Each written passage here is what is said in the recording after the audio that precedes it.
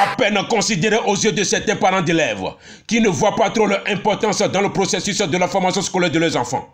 Pourtant, elle a été instituée pour une bonne raison: amener ces tout nouveaux apprenants à s'adapter au vent scolaire et à développer tout facteur psychologique, physique et sensationnel dont ils auront besoin pour entamer proprement le cours primaire sans aucune lacune baladeur.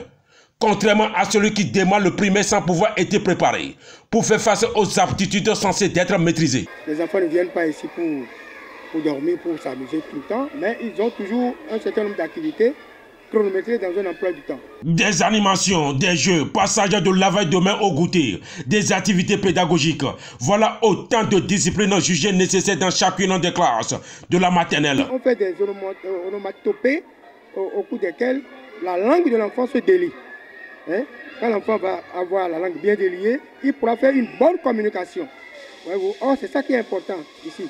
La communication orale, la communication gestuelle, tout cela se fait à travers les jeux. C'est une manière de les préparer à l'avenir pour qu'ils sachent qu'on doit manger à table, pour vivre en communauté. Et non seulement ça, leur donner le goût de la propreté. Quand je mange sur la table, je dois manger proprement, rien par terre, ainsi de suite. Un programme entièrement exécuté par deux enseignantes, une qui est chargée de la formation éducative des enfants et la seconde surnommée Tata.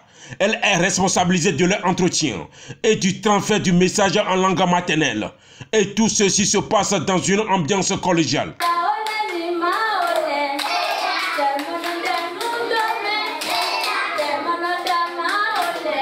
Les enfants apprennent par exemple à se prendre en charge.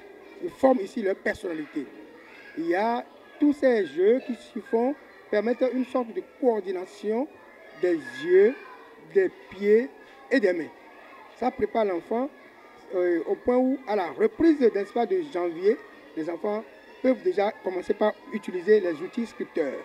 Ils peuvent déjà commencer par écrire dans les cahiers. Ils peuvent déjà commencer par former des lettres. Un enseignement qu'on veuille ou pas reste indispensable dans la formation de tout enfant qui a déjà l'âge de vivre les bienfaits de l'école.